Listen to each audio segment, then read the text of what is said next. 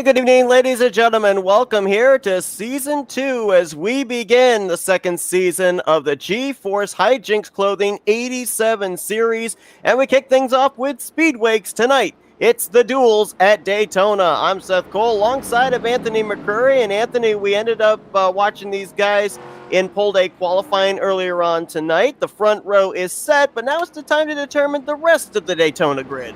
Yeah, and it's a good time for these drivers to see what their car is really made of in a pack. These cars are fast, and basically we've been seeing in practice where these cars basically slide around these turns rather than going kind of straight. So it's going to be interesting to see these drivers, how they handle in a pack. We saw them all last season. Now we get to see them what they can do in Season 2. Pace car is off. We're going to go green. We're underway. Green flag is in the air as Blaine Atkin is going to lead them to the start-finish line. Gerald Campbell in the 31 helping to push him. Now, we have 10 drivers that were scheduled to be in this duel. One of them is missing. That is the guy that's going to start on the pole for the Daytona 500, Christopher Morris Jr., because since he's starting on the pole, he doesn't have to worry about being in this duel. He's starting on the inside of the front row regardless.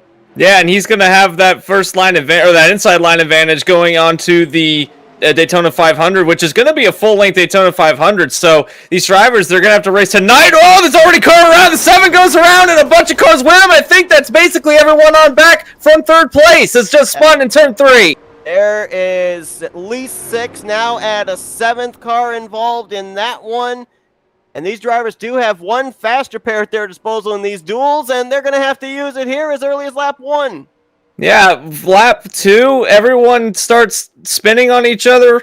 That's crazy. Like, I think somebody got loose, someone got tapped, and then all of a sudden, I believe it was the 07 that went around, the 7 that went around the McLaren. So Jackson McLaren was the one that got spun around first. But a product of these cars, how loose they are and how quick things can happen. And, you know, these cars, like we said, they go sideways through these turns most of the time. So, horrible crash, though. That was a big one. And that was 3 wide situation going into the corner. And, you know, you talked about it right there. These cars are super loose going into the corner. If I remember back to last season at Daytona, I mean, Michael and I had our hearts in our throats with the way that these drivers slide into the corner, literally. And with the fact that you have to have about a groove, maybe a half a groove, to be able to gather that car up going into the corner with the speed they're carrying of over 200 miles per hour, you need that little bit of extra space to be able to allow your car to slide up. With that 3-wide formation, there's no room for that. No, not at all. And that happened on the entry into the turn. So, you know, you see these drivers, they try to arc it in. Like you said, they try to arc it in to get that momentum going into the turns. And the 48 just mistimed where the 7 was on the racetrack. So, you know, Peyton Hill, not knowing where McLaren was in relation to him, just got into him and then sent everyone around. And that was typical Daytona. We see if they're in a pack and somebody at the front of the field starts spinning, everyone goes with them. And, you know, the 19, 28, I believe that was, oh, I'm sorry, this is the 28, the 20 was involved. And I think that a few of these drivers have retired as a result of this, including the 20 of Bro Brady, Cooper Johnson, and James Roth. I think they might have already retired from the race. And another one to that list is Blaine Atkin has now gone back to the garage area. Now, these drivers, as far as I was aware, did have one faster pair at their disposal, but maybe that wasn't the case here. A new session did have to be put up, and maybe the faster pair wasn't put in.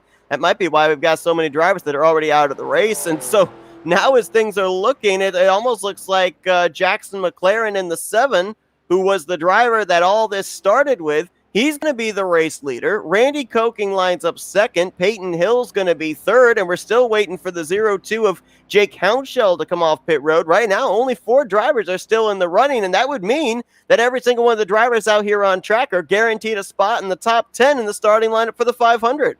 Well, how about that? Some of these drivers, you know, that's a blessing in disguise. I know that, you know, Jackson McLaren found himself spinning around that time by. So now he's leading the race. That could work out for him, all said and done. But not the way that you'd want to have it happen, though. These drivers wanted to race tonight.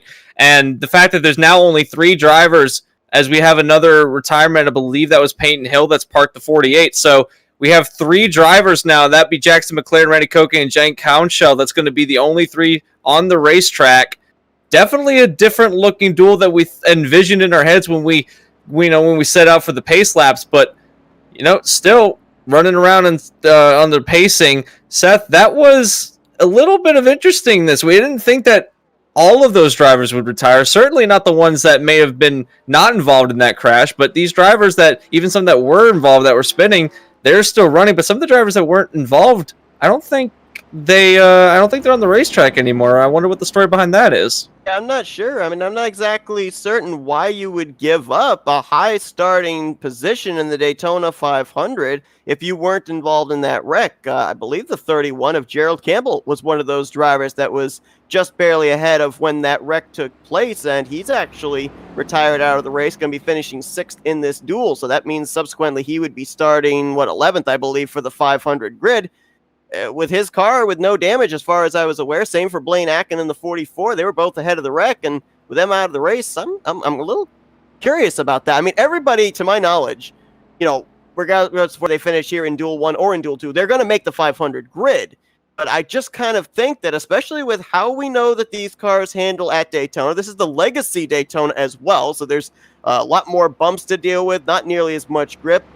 It almost seems to me like you would want to have a good starting position so that way if mayhem happens in the mid-pack, that's not where you're going to be starting. Yeah, indeed. And another thing that maybe these drivers are thinking of is track position might not be that important early on because it is such a long race. But to your point, if something happens up front, you don't want to be in the middle of it. But some of these drivers might want to start in the back anyway and see how it plays out. Remember that these drivers don't necessarily want to be next to each other all the time. So some of these drivers might want to go to the back as the green flag comes back out. McLaren gets a nice jump, but being at the back of the pack might not be so bad. And look at the O2 of Houndshell. Whoa, what a move. I'm actually getting word from Race Control that apparently they are going to be resetting the session. So this actually has not been deemed an official session.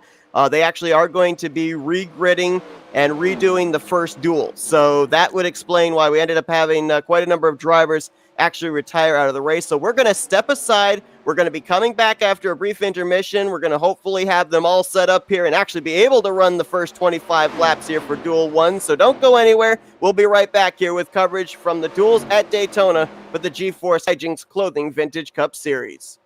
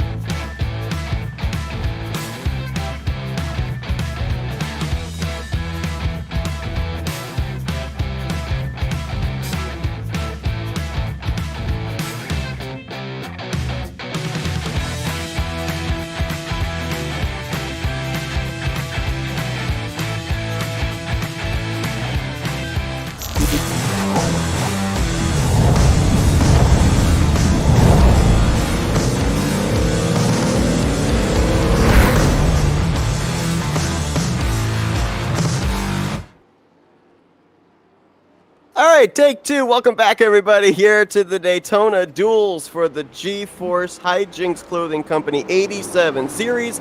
We're finally set. We've got the cars gridded. It's time for duel number one, 25 laps of racing. Seth Cole back alongside of Anthony McCurry. And Anthony, we finally got all the kinks out. We've got the drivers here, the 12 drivers that are going to basically determine the inside line for the Daytona 500. And the guy that was fastest in pole day qualifying will lead the field to green next week for the 500 miler. Christopher Morse Jr. going to be leading them down here on the back straightaway. And it's kind of hard from just what we saw there, the first couple of corners on that first lap of what to expect. But the thing I got to ask you is, we saw 3 wide going into turn 3 on the first lap. Do we settle down just a little bit here with these drivers now, do you think? I'm not sure about that one, because these drivers, they want to test the waters. This is essentially a test session for how much you can push the issue before things go wrong. And if what we saw in the last session was any indication of what's going to happen here, is that I think that they're going to keep doing that. Now, a couple drivers that don't have to worry about this is primarily going to be our pole sitters in both of our duels. Christopher Morse does not have to worry about anything, because regardless of where he finishes tonight, he is going to be on the pole for the Daytona 500. So this is basically a test session for him. All these other guys, though, they need a good finish if they want to start up front. You touched on it last time that these drivers, they want to start up at the front of the field because they don't want to be in the middle of the pack when something goes wrong. We're going to find out, though. Green flag's in the air. Morse with a good jump. The whole inside line gets a good jump. Blaine Atkin in the 44, Gerald Campbell in the 31. They'll have the advantage. Now Campbell looked like he might have backed off a little bit to possibly let in front of him that 7 of Jackson McLaren. But we'll see how anxious these drivers are going to be to go side by side as well, because as we mentioned back during when these drivers were starting the first duel, the slipping and sliding around on the corners, turns 1 and 3, riding up the racetrack. Not a whole lot of room for error if you're that car on the inside line. No, not at all, especially with the bumps on this racetrack, the old Legacy edition before they repaved the track.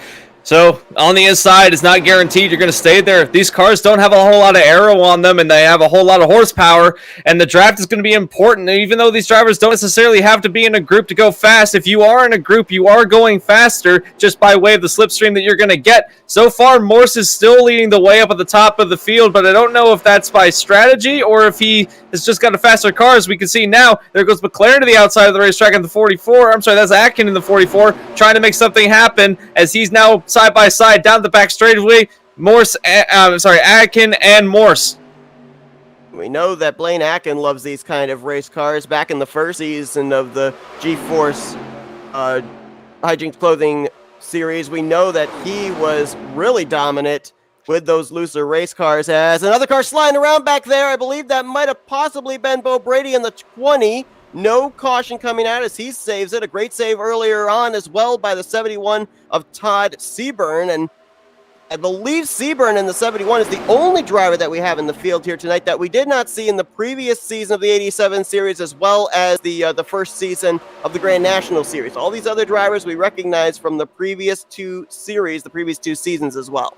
Yeah, indeed, a lot of drivers coming back for Season 2, so they have some experience from last season in these cars. They're going to look to take it into this season. Whoa, there's a big wiggle from the 44. What a save by Atkin going into turn 3. I thought that car was going to slide around for short as he saves it coming out of turn 4.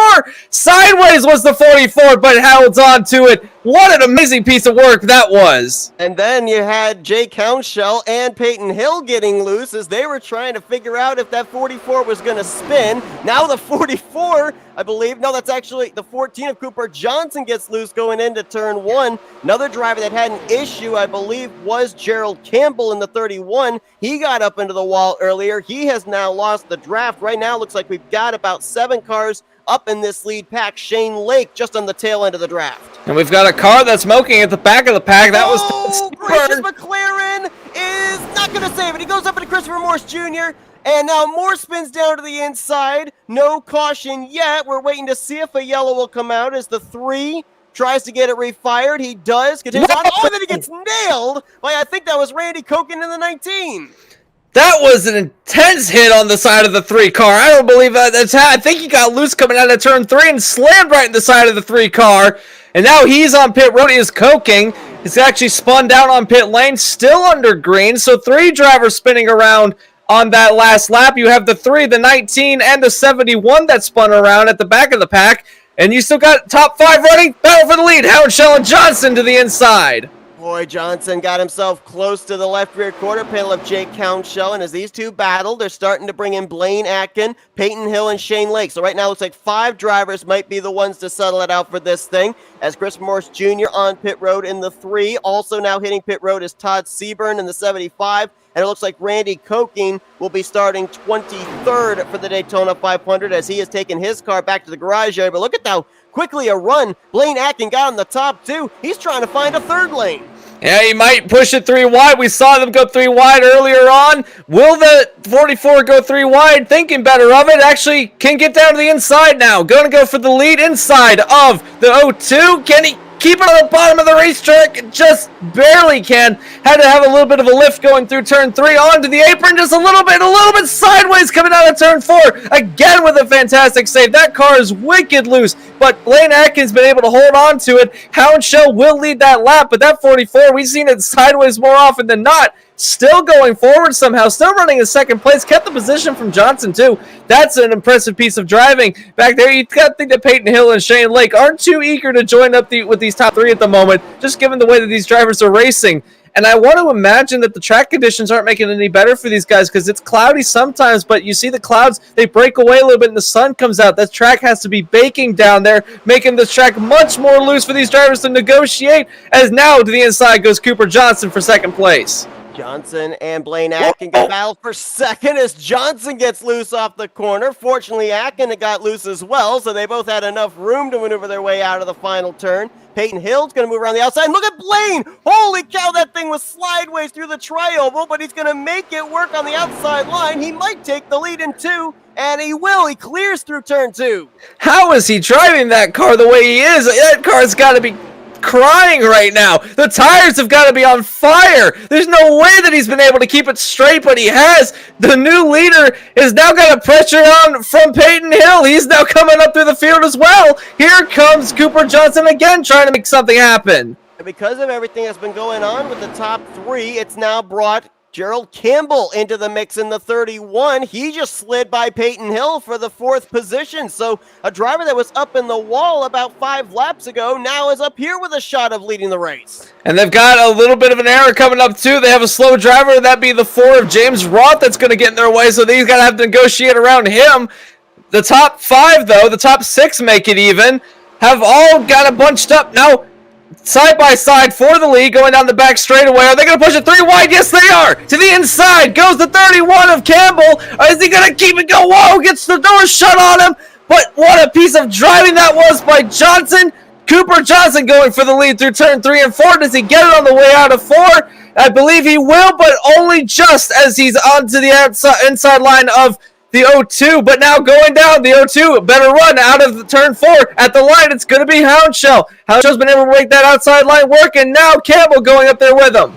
We saw Blaine Atkin be able to make a pass around the outside, and there Houndshell was able to hold off Johnson on the outside. Obviously, the shorter way around the racetrack is that inside line, but it kind of seems like the loose condition that these drivers are dealing with, you don't deal with it nearly as much if you exit a little bit wider out of the corner on that outside line. That translates to the car straightening out sooner and giving you better straightaway speed. We saw with Cooper Johnson down there on the inside, with that car sliding around, he had to bail out of the throttle more to make sure A, he could make it off the corner, and B, that thing wasn't going to go around on him, as now maybe a little bit of contact there between himself and Gerald Campbell as they're nose to tail for 3rd. Atkin wants to go back to the point. He's trying to use that James Roth machine as a pick out of the tri-oval. They got a little bit of a slipstream off of that car, and now he's going to try to make it work. Unfortunately, though, the door was shut on him as he's sideways yet again, but he saves it yet again. As that, to your point, these drivers are driving this track more like it's a speedway rather than a super speedway. You need to arc it in to get the exit out, as you said, and Campbell or Atkin tried to make that work using that lap car as a pick, but not been able to fully make it work. Now side by side for second place again. Campbell has been able to hold on to it as he's sideways on the apron, and I don't think he's going to save it.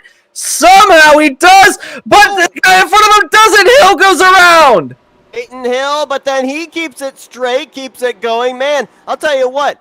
these guys have to have some dirt tracking background or something, because the way they are able to keep these cars from spinning around, I mean, they're nearly 45 degrees facing the wrong way. Next thing you know, they've got them snap back straight in the grass, on the pavement, and still keep going. And that's extremely hard to do at 190 miles an hour, almost 200, over 200 going down the back straightaway. So the speeds combined with just how loose these cars are, it's incredible. These drivers are some of the best in the world. As now to the inside goes Cooper Johnson, wants to lead the race. Can he make it stick this time, or will Hijinx get the better on the outside? Oh, he gets and they're going to spin down to the inside wall. Oh, man, hard lick there for Cooper Johnson. Hijinx may have just barely brushed it with the rear end, and now the caution will come out for that. That was... They pushed the envelope just a little too much. These cars were sliding all the way through turns 3 and 4, and it just broke as Hijinx and Cooper Johnson get into each other, and man, that was a hard hit on the inside wall, but they look like everything could be repaired. So maybe the damage won't be so bad as they go through the rest of the race. Maybe be able to get it repaired. I think they have a fast repair this time around, so they could use that to get back going. And this is a blessing in disguise for all those drivers that were back in the back of the pack due to other incidences. People like Christopher Morris, James Roth, Jackson McLaren, all those drivers that need to get back up to the front of the field. This is going to be perfect for them. And folks, here's what I want to remind you of. This is the duel race. There's no points on the line here. All this race is doing is determining the starting lineup for the Daytona 500. You'd think the championship was on the line here today, the way they're racing. That's the Super Bowl of motorsports. The Daytona 500 is coming up, and they want to know what their cars can do, what they can do, how much of the limits they can push, and I think that one was just a little bit too much. They were right nose to tail with each other. They were basically banging doors coming out of the turn 4, and just a little too close. The aero gets sucked out of the car. Super easy with these cars, as there's barely any aerodynamics on these cars to begin with. Just got into each other at speed, and two cars going into the inside wall. They almost missed it. They just tagged the end of the pit wall going onto pit road, but backing into the wall, and these drivers kept going, though, so those cars still working condition. Don't know how much they are, but they could get them repaired, like we said. It's usually a running moniker when we go to Daytona or Talladega or any form of super speedway in terms of the big one. There's always going to be your share of innocent victims, but just the way that these cars handle today, it seems like that's going to be something that we'll be saying not only here today, but in the 500 next week as well. I mean, you go back to the incident where we had Christopher Morris Jr. He spun all by his lonesome off of turn 4, was getting that thing gathered back up. Next thing you know, another car that was spinning, Randy Kokings, slams him in the passenger side door. It's just kind of one of those freak accidents, and I think that we're going to see a lot more of that, not only here in this first duel, but later on in the second duel, and when we eventually get to the start of the season, the 500 next week.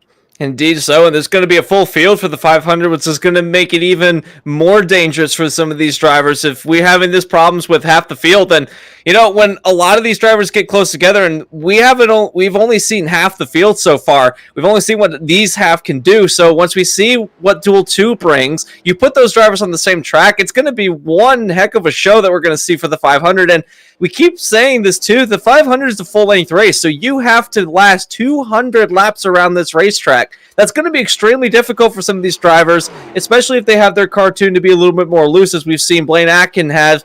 His car is very loose. It's fast, and he can put it basically wherever he wants to, but at the expense of him having to wrestle the car around these tracks. We are only on lap 15, so we'd only be like, 7% way through the race at this point. So one caution so far for these guys. If you take that and times it by 2, then, you know, that's going to make for one heck of a race. Saw the 3 of Christopher Morris Jr. after his early issues. He's going to get the free pass, be back on the lead lap here when we go back green. I believe we're going to have 9 drivers on the lead lap when the green flag comes out, which will be within the 10 lap to go vicinity. The only driver in the field that absolutely knows where he's going to start for the 500 on the pole after getting that earlier on tonight in pole day qualifying.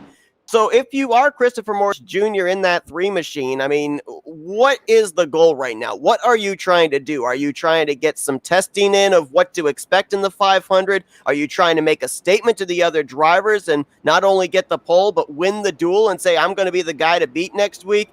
What is that 3 car doing out there? What are the goals? What is the check boxes he's ticking off right now?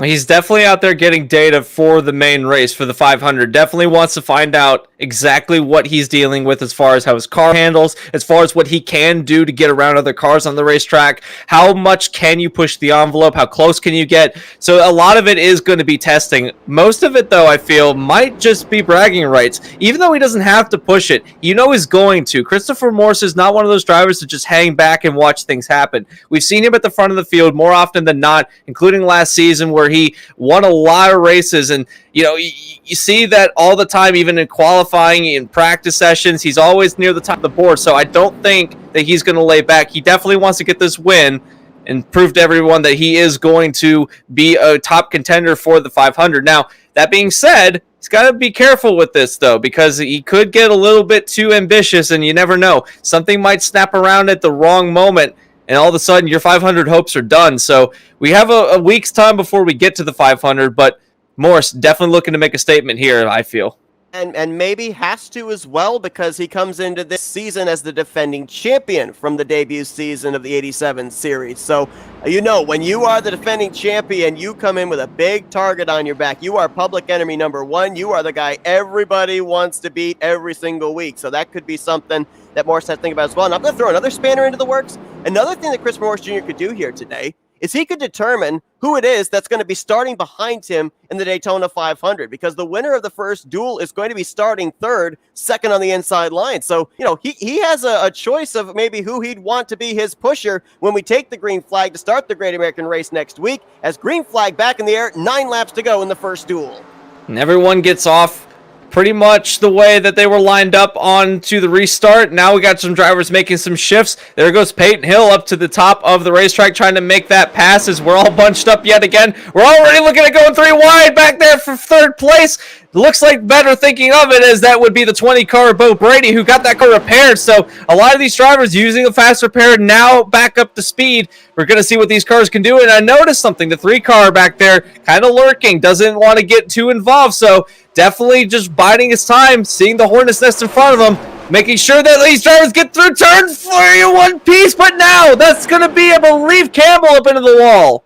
Peyton Hill in the 48 also slammed the wall, and he drops to the tail end of this group. That's going to really spread these guys out for the time being, but we know, based off what we saw in the last run, that they're going to get wound back up, and they're going to be one big pack again very shortly. Those 6, at least, are all going to be all in one big group, probably by the time they get to turn 3 here. Yeah, these drivers are going to, it's an accordion effect with these drivers. And you don't seem to get out in front for very long, even though these cars do not have restrictor plates. These were the cars before the restrictor plate was added to NASCAR. So you definitely can run it flat out, but the draft's still very prevalent as no one's really been able to get out front and pull away so far, as now McLaren takes his turn at the front of the field. He's got a new driver in Shane right behind him, but light goes around out of turn 4. Is he going to hit the inside wall? I don't think so. He's going to take it through the infield grass. That thing's still wanting to spin around on him, but he's going to wheel it back onto the track. No caution. Going back to that 7 of McLaren after he took the race lead. You talked about these drivers kind of dealing with Daytona like a speedway. I think that's how McLaren got the lead, because he took the high side off of turn 2, wasn't even down close enough to get the side draft off of Blaine Akin, but because of his exit off of turn 2, he had about 3-4 miles per hour faster straightaway speed and easily swung around the outside before they got to 3 to take the top position, but now Gerald Campbell wants it.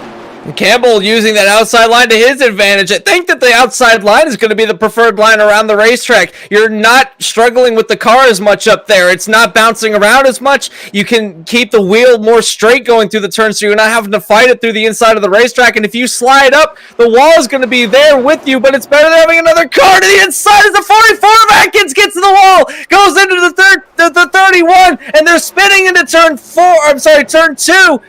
Down the backstretch, yellow flag is out. The 44 and the 3 are involved. Blaine Akin, I believe, went into the windshield of one Cooper Johnson. Christopher Morse Jr. collected up in that one also, and it looks like Akin, the engine has expired on his machine. He's actually going to teleport it back to pit road, which could effectively be taking him out of the running of starting third for the Great American Race, as Jackson McLaren is going to lead them back to the caution flag. Jake Hounshell in second, Bo Brady in third, and those were really the three that were able to scamper away from that calamity over in turns 1 and 2. Indeed, so they were on the inside line of the racetrack when this happened, and the 44 almost took the 19 with him. I believe that was the 02 with him. Saw it around. He almost took Houndshell with him when he came down on the racetrack, but he snapped it back to the right before he was about to get into him, and that was, we talked about it. 3 wide at this racetrack might not be the best idea for these drivers, and they were trying to see if it could work, but Blaine Atkin just getting loose in the middle of the racetrack, and I think it was actually Campbell that might have come down into the 44 and caused Atkin to go around. I don't think Atkin was the one that was sideways when that incident happened. Yeah, I'm not sure. We're going to see if we can get a better camera angle here of that one. But, man, what a wild ride for Blaine Atkin. Right down into the windshield of, I believe that was Cooper Johnson, Campbell, and Christopher Morse Jr. getting pieces of it as well. And we'll see right here. Yeah, he got loose, did Blaine Atkin, but then he was able to straighten it out. Houndshell pushed up, and I almost wonder if it was a reaction to when Houndshell pushed up, Blaine Atkin trying to give him room, and he had Campbell to his outside, who was trying to keep it off the wall. As you said, there's just no room for 3 wide. No, this track is thinner than Talladega is. If this happened at Talladega, there might have been room for it because there's an extra lane at that super speedway, but here, the track is much thinner in regards to that aspect, so it's just not enough room. The combination with these cars goes sideways. Also, you're going so fast, there's almost not enough time to save it if you're in a 3-wide situation because you have to be so razor precise if you're going to make a save. And by that time, it's almost too late because there's someone else around them and they could make contact with you. And, typical Daytona, we see this happen a lot when cars get into instances in the middle of the racetrack. And it's just there's not enough racetrack there to have you get out of it unscathed. Another big one has happened. It's a smaller big one, albeit that we saw earlier on in the night, but still nothing short that these drivers wanted to have happen because you never want to have your car go out of a race, even though that it is not for points. You never want to have to leave a race because of an incident, and unfortunately it looks like that Christopher Morse has left as his engine was exploding down the backstretch.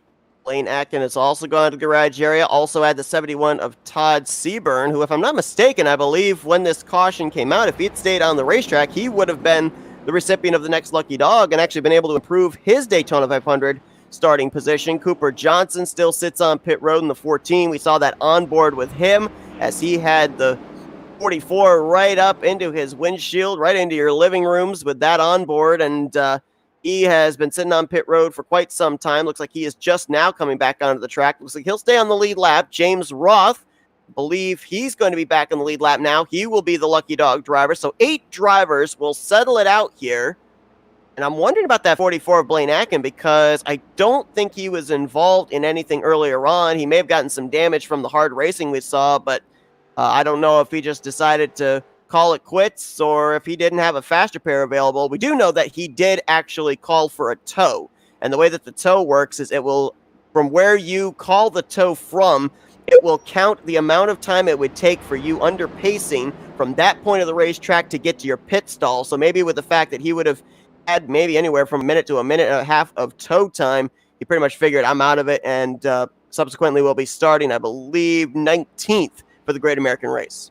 Yeah, at that point, it's almost not worth getting back on track. It'll be several laps down, and short of another crash happening, you might be able to advance your position, but Atkin calling it a night. And 19th may not be the best starting spot in some people's minds, but, maybe he could make something good happen out of it. The way that we've seen these drivers race in this heat, we could see that in the 500 when these drivers start getting close to each other and start pushing the envelope that things will happen and he might be able to get up into the front of the field. I don't know how many faster pairs are going to have for the 500.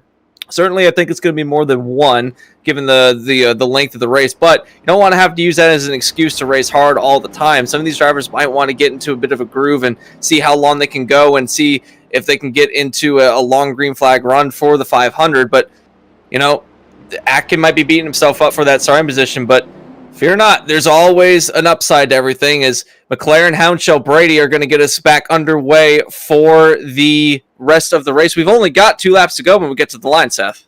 Yeah, it's going to be inbounds, green-white checker for these drivers, and I'm pretty certain this is probably going to be the final start of the evening for these drivers as well to determine who's going to be starting 3rd, 5th, 7th, and 9th in the top 10 for the Great American Race. Is McLaren, rear deck lid full of Jake Hounshell. And the question is, when do you start making moves? Do you make them now? Do you wait till the white flag? I think that Hounshell wants to go now. Yeah, Hounshell definitely does not want to wait. He's he's all over the back end of McLaren, pushing him through turns 1 and 2. Now into the back straightaway. Looks like Campbell's going to have a wicked run coming out of turn 2. Going to go to the inside of Hounshell. Hounshell almost shut the door on him, but going into turn 3, it looks like that it's going to be Hounshell to the outside. Campbell to the inside. Going to get alongside of the O2. Going to try and force the issue. Oh, he's going to wash up the racetrack, almost opening the door for Bo Brady to come down to the inside, but coming out of 4, looks like it's going to be Hounshell to the lead on the inside through the tri-oval. Gerald Campbell in the 31. The door was left open. I don't know if McLaren rode up the track or not, but it is going to be Campbell putting his foot in, and he is going to go to the point. Bo Brady helped push him there. Now it's going to be Brady and McLaren off of turn 2 down the back straightaway. Which line gets the run? Which area does Campbell decide to block? He moves high to block McLaren. Now jumps down there for Brady. McLaren's alongside the right rear. He's going to get alongside into turn 3. Side by side, turn 3 for the lead of the race. Looks like that Brady's going to be right up along behind Campbell. He's going to push Campbell. Does he duck to the inside? What does Bo Brady do? They're touching. Going through the tri-oval. Brady to the inside, sideways. And Campbell is going to get it at the line as they spin out of the tri-oval. Now they're, oh my God, well, no burnouts for the 31. He just clobbered the inside concrete barrier off the exit of pit road, but officially 23 one-thousandths of a second was the difference between Campbell and McLaren. So Campbell will be starting 3rd for the 500, McLaren 5th, Brady in 7th, and Peyton Hill, after his early issues, he'll be starting top 10 in the 9th position after a crazy finish here, and that was just Duel 1. Yeah, we still got a lot of racing to go. Stay tuned for Duel 2 if you like the action in this one. It's going to get much, much better in the second one as we have a lot more to go, Seth. And man, what a finish we got for Duel 1. I'm excited for Duel 2. Let's take one more look at the replay here coming to the start-finish line. Gerald Campbell just barely edging out McLaren, and they all tried to wreck before they got to the start-finish line. Some were sideways, but they all made it there, and then they all just completely annihilated the inside steel and concrete and safer barriers to the inside of Daytona down around where the road course turn 1 area would be. But man, what an exciting finish there, and it's not over. We still got one more duel to go. These drivers also have the clash they're going to be running on Saturday night. We don't have the call for that, but then that gears them up for what's going to be the Daytona 500 next Tuesday night with a 200 lapper to go. I mean, if this is what we saw in 25 laps of racing, I cannot wait to see what we're going to have with the 500. But Gerald Campbell still currently caught in that wall. Looks like Cooper Johnson trying to come to the rescue. Not going to be able to get him out of there, but hopefully Gerald will be able to get to pit road shortly so we can interview him here, as we're going to be starting to get set up for the second duel race. That session currently in the works. But man, I mean, you know, as I said, Anthony, you know, Michael and I, when we called the first Daytona race for the Vintage Clothing 87 series last season, it was a constant heart in your throat moment every time they went into the corner. And we continue to see that here, that these cars just slip and slide off of turn 4, off of turn 2. Even in the tri-oval, they're nearly facing 30 degrees the wrong way. And the way these drivers are able to wheel it and keep these spinning race cars from completely going around completely baffles me.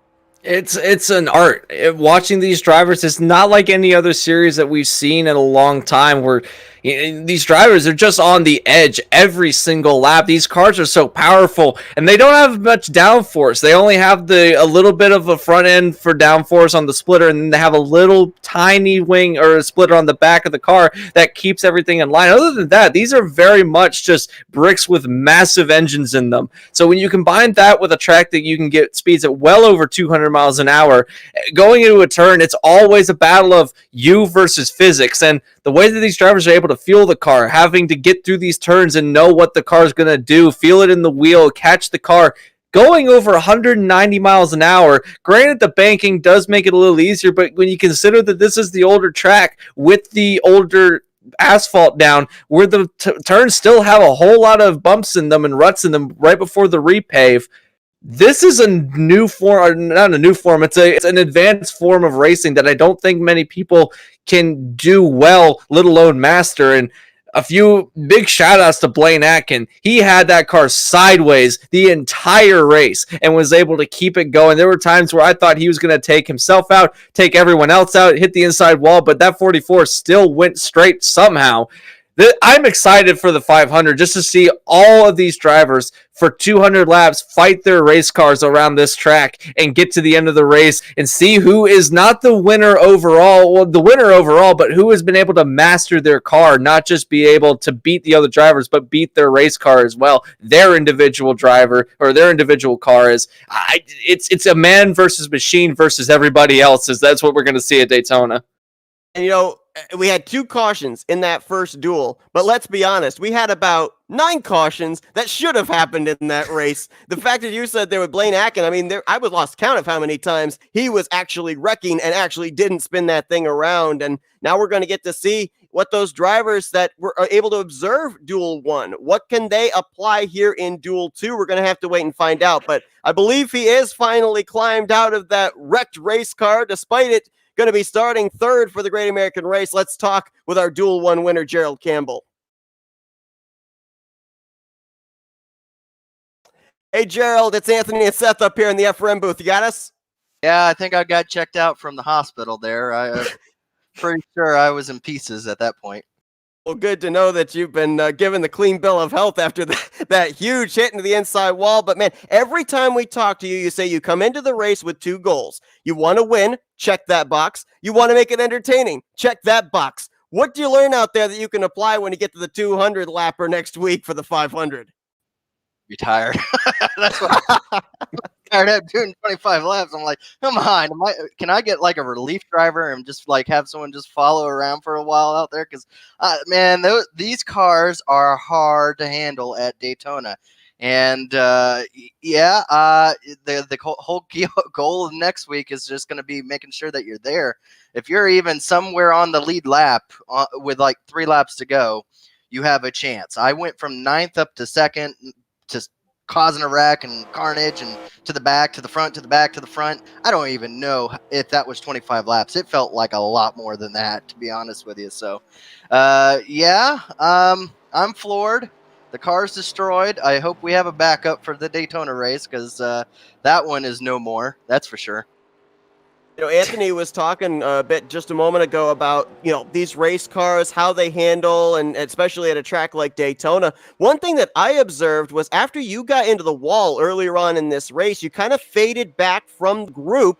Next thing I know, you were able to draft your way back up. I mean, is there something that these cars have where they have the ability to be able to recover like that? Or did the draft play a part of that? Or was it that they're racing side by side? I mean, what was the fundamentals that got you back up there into the hunt for the win? Well, surprisingly, these cars have better draft than a lot of them right now. I mean, I was almost near 2 seconds behind. And it was still catching a whiff of the draft, and that's all it needs for this thing. Those guys were checking up, battling too wide, and with too wide, they're having to lift more. I mean, the lifting, I think, is actually what's key as to being able to get back up into the pack because they're having to race against each other. They're having to lift more. I was able to get just the whiff of draft to keep up with the speed on the straightaways. And with me being able to go as hard as I want into the turns and not have to worry about anybody, I was able to catch back up. So, I mean, that's going to be the key thing is just the amount of lifting. And there is lifting. I proved that by slamming the wall pretty early on that you will have to lift or you just won't make it after the first couple laps with those tires. So tires, lifting, all a very key point into next week's race. So, yeah, a lot of learning. What it comes down to at the end is man, you just got to beat and bang. If you're going to want to win that race, you're going to have to be aggressive and you're going to have to be physical. Like, there's no way that you're not going to win this race without having to be physical. I knew the 7 had the outside and had the run on me, and that's why I love these cars. He has that speed. I want that speed. I don't want him to have it, and I just doored him and took it all away from him. So it's for the win. So I love these races and I love these cars. So yeah, I'm excited. I can tell your excitement is as much as our excitement is, and maybe a little bit of a turn down of the force feedback might be necessary for the 500 if you're going to make it all the way, because I can tell your arms have to be crying at the end of this one. But just mentally, preparing for the 500, you've gotten through this race. You could go take a rest. I can tell that you're going to need one because you've got a long race ahead of you next week when we get to the Daytona 500. And I know that you're going to be excited for it. Is there any last comment you want to say before Seth sends you off? Yeah, I just want to watch this next duel because, like I said, these things are just so much fun, and you don't need a 43 car field. I mean, we were having a blast out there with 10. You know, these cars make up in just speed and velocity and just vigor into them. I mean, these things run off of just pure hatred and love of just beating and banging. So I mean, that makes up for car count of any series. So I mean, these things are just incredible. So having 20 some odd or almost up to 30 for the Daytona race, it's kind of scary. It's gonna be kind of scary. I want to be up front because I don't want to be anywhere around that because I want to go into this season. I want to lead as many laps as I possibly can, and the one that's going to be the most amount of laps that you can lead is going to be the Daytona race. So you're gonna have to want it. So that's it's gonna be hard to find someone that's gonna want it more than me.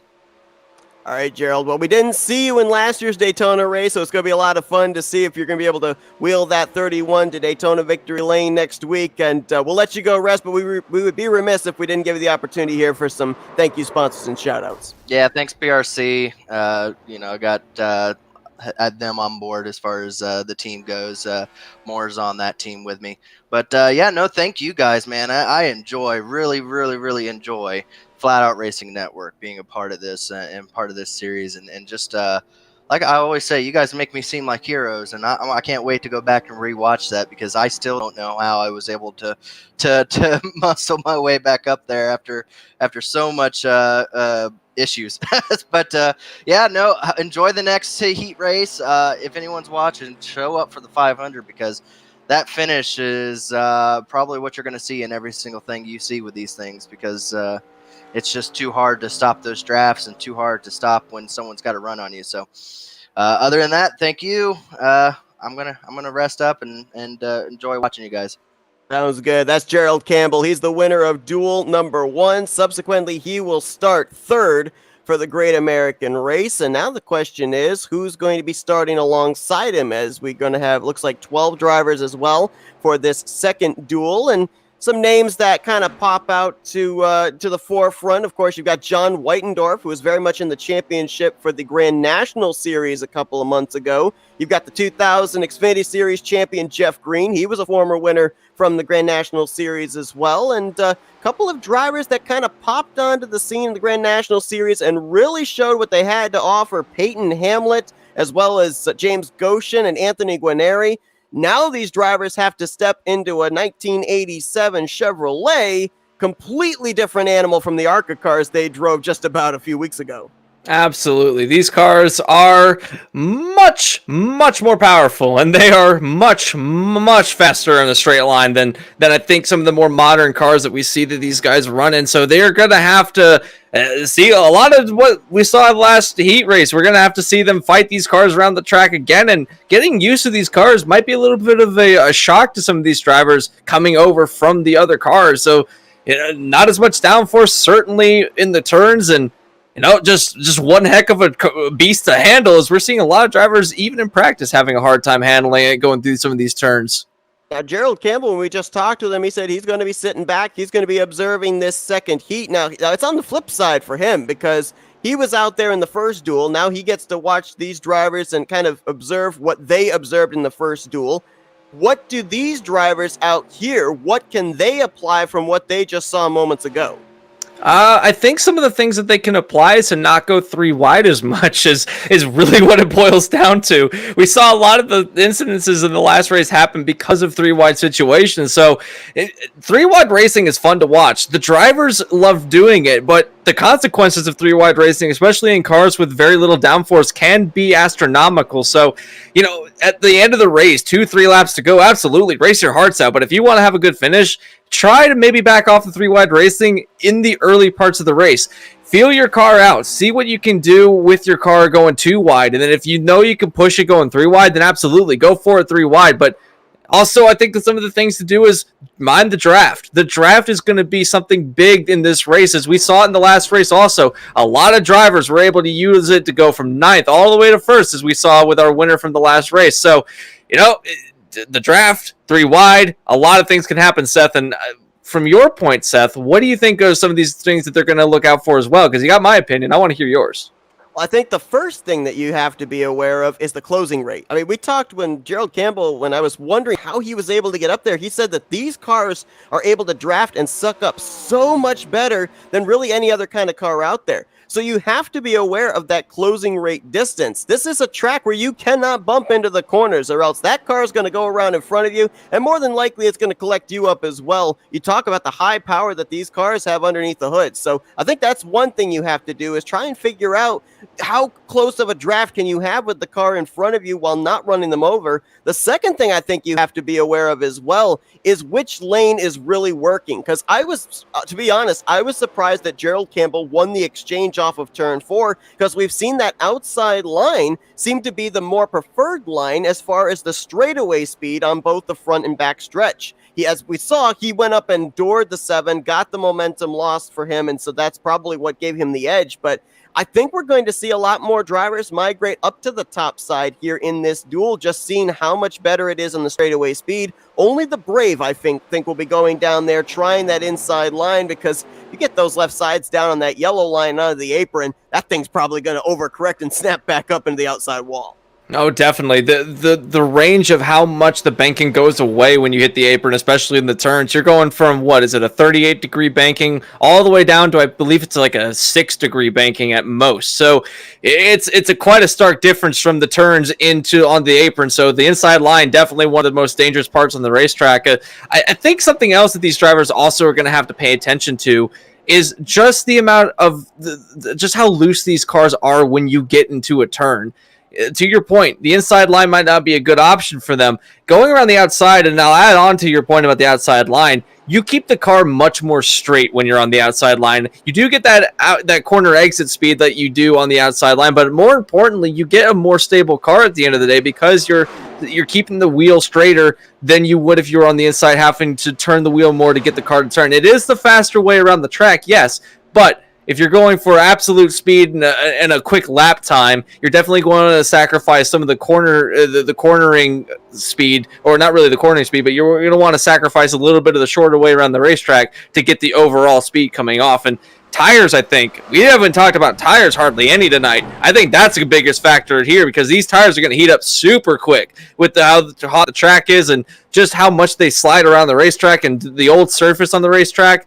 These tires are going to be screaming at the end of this race. Absolutely. Folks, you're watching the G-Force Hijinx Clothing Company Vintage Cup Series here from Daytona International Speedway. We've just completed our first of the Daytona duels. Second one moments away from coming up. Seth Cole alongside of Anthony McCurry. We're talking about the stuff that just went down in the first 25-lap duel. And I want to go back to a point that we were just talking about moments ago about the 3-wide situation. And you talk about that's one of the things these drivers should not do. But when you consider the fact that with the runs they get, it's the old adage, you go where they ain't. If you back off the throttle, there's all likelihood that you could lose the draft. You could get run over from behind. When you've got the momentum, you've got to take it somewhere. And that might be what's forcing some of these 3-wide situations. Yeah, you don't want to have to back off. Another thing that happens is when these drivers have to back off the car is that you displace the balance of the car quite a bit when you have to back off.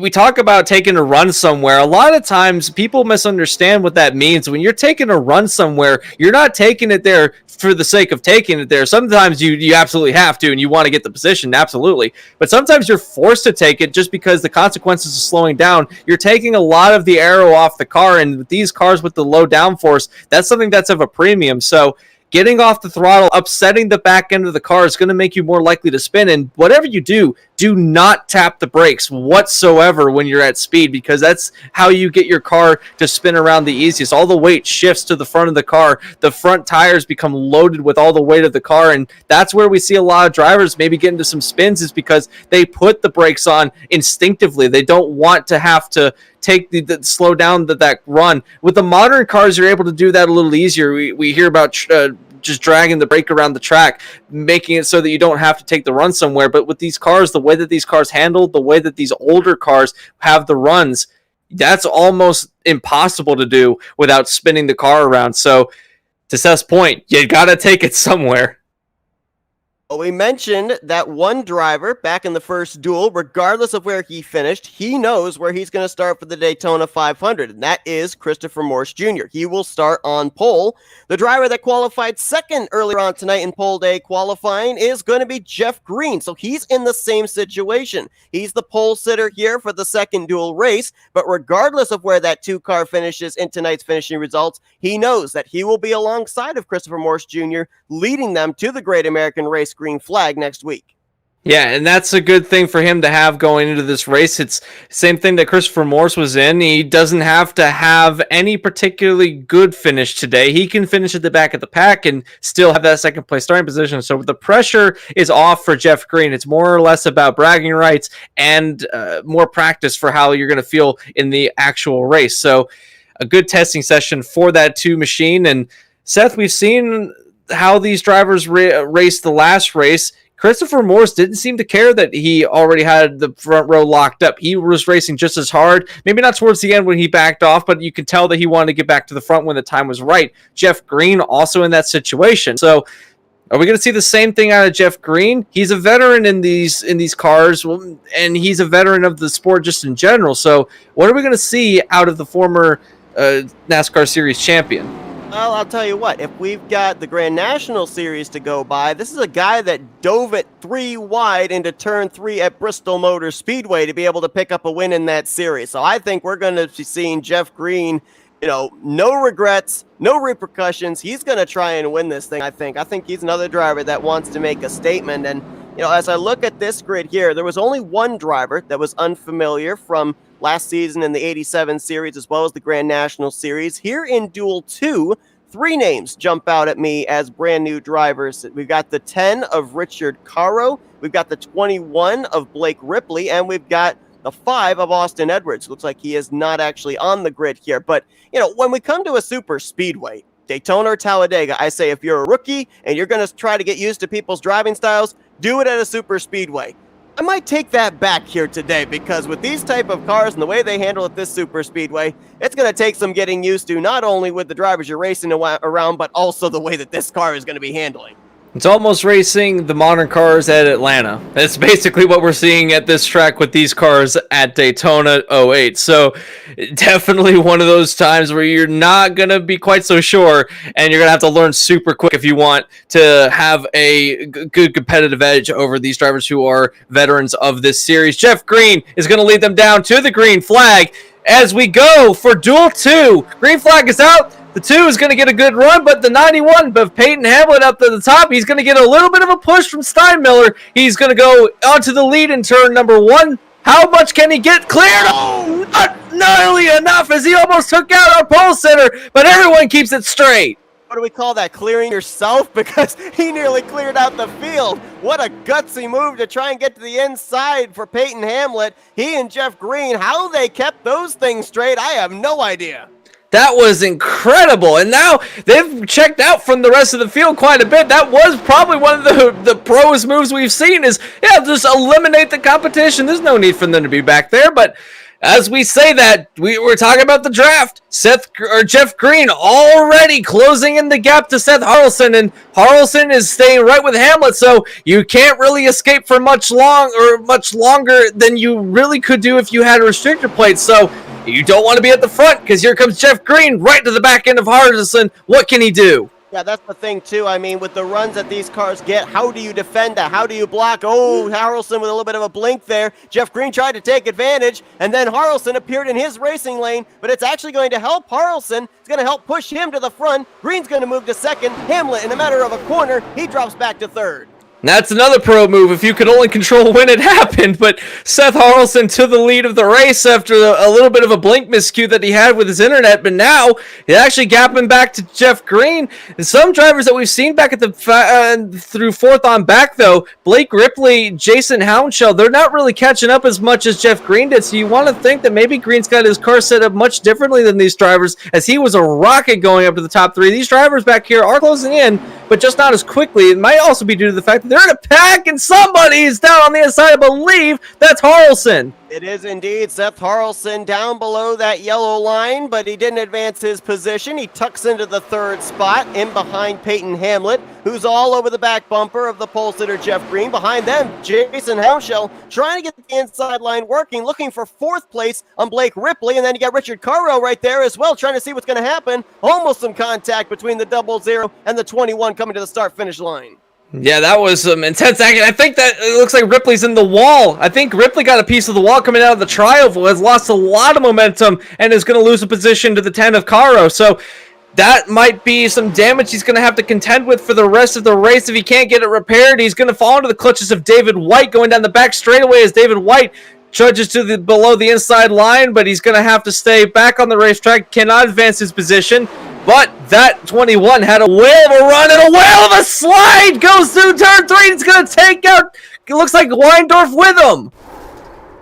And caution is going to fly for that as David White down on the apron of turn 3. There's a couple other drivers up ahead. I think Hank Steinmiller might have gotten a piece there, as there's the 33 of John Weitendorf as well. 5 laps in, and already some of these guys might be having to think about using that fast repair, as Jeff Green did receive the caution over Peyton Hamlet and Seth Harrelson. At least a 3-car incident over in turn 3. Yeah, that was a incident of the cars being loose going into the turn. I don't think that there was contact of any sort. I think it was just these cars going a little bit too fast down to the inside line, and I think as what we said earlier, that the inside line is where you don't want to be, and I think it all started with David White. He was trying to make a pass onto the Richard Caro machine. It wasn't on the inside line. He just lost the car going into turn 3. Yep. And then, Overcorrects up the track. Nowhere for Weitendorf or Steinmiller to go. They almost went into our camera well. Wow. Yeah, that was a big hit that those drivers took. That was incredible. There was just no time for them to check up either. They saw it happening, but they're going so fast. You have almost no reaction time, and you could tell that they were trying to slow down, especially Steinmiller was trying to slow down the hardest, but just not enough room for the car to slow down in enough time. And you're going so fast, you're almost going to spin the car trying to slow down to miss something. You don't want to be on the brakes too hard, or you're going to spin yourself. You know, obviously those hits were huge for the 33 and 63. I am a little bit surprised, though. You see them kind of crawling there as we're on board with Steinmiller. Thought maybe, just maybe, they might have enough power to crawl those machines to pit road, but then again, I mean, they're off turn 4. Calling the tow might not be nearly as long, since they only have, about maybe 300 feet to get to their pit stall.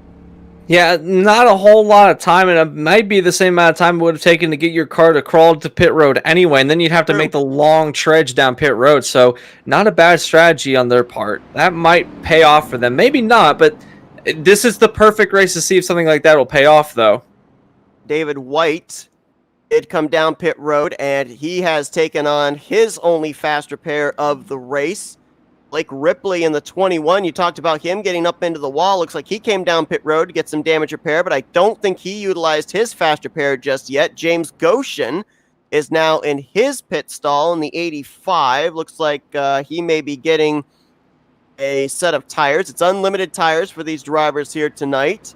Might be getting some damage repaired on his 85 as well, as we're still waiting for Hank Steinmiller to come off pit road. He is now, along with John Weitendorf. The both of them looks like they lost a lap here under this caution, so they'll be hoping for another yellow flag, at least one, maybe two, to get both of them back onto the lead lap here as we're waiting for the lights to go out atop the pace car. So one thing I'm noticing here, as opposed to Duel 1, Anthony, is the shadows are starting to creep over there onto the back straightaway. Does that affect these cars in any way? Is there any grip that's to be gained with that? Any speed to be gained that way? Or is there a visibility problem? Or is it really a non-factor?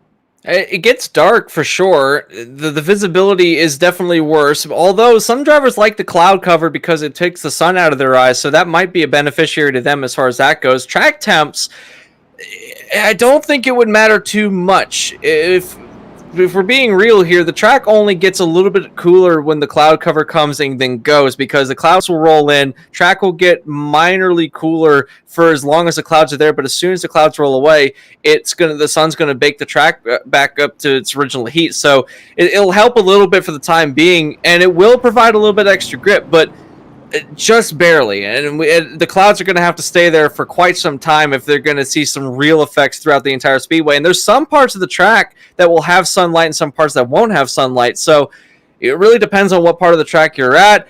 Has the sun been on that track for much longer?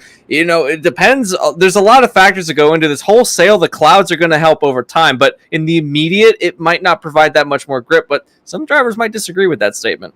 Well, we'll see if it's got any time to be able to cool that back straightaway down. Looks like the clouds starting to overcast turns 3 and 4 a little bit here as well. We're going to have 18 laps to go when Jeff Green brings us back to the start-finish line. Peyton Hamlet second, then Seth Harrelson, Jason Hounshell, and Richard Caro going to be the top 5. Looks like Blake Rippon, the 21, came back down pit road to top off the fuel tank. And as you see back there, Whitendorf and Steinmiller, they are 1 lap down. They need another caution to come out for them to be able to get the lucky dog as the green flag back in the air. 18 laps to go here at Daytona.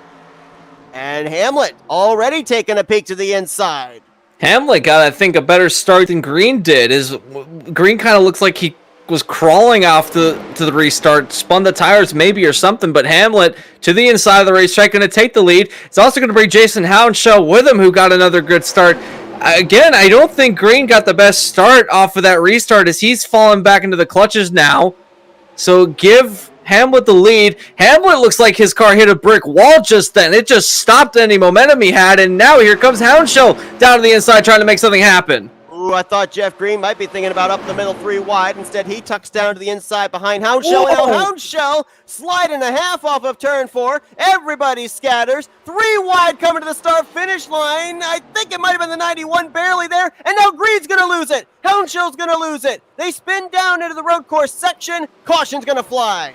And that was a matter of 3 wide racing and not being able to hold your line. That is exactly what we were talking about. It's not necessarily the fact that your cars are sliding around. Well, it is exactly the fact that your cars are sliding around, that these drivers, they get 3 wide and the air gets sucked around, and these cars with the low downforce not been able to hold it, and that's exactly what happened through the tri-oval.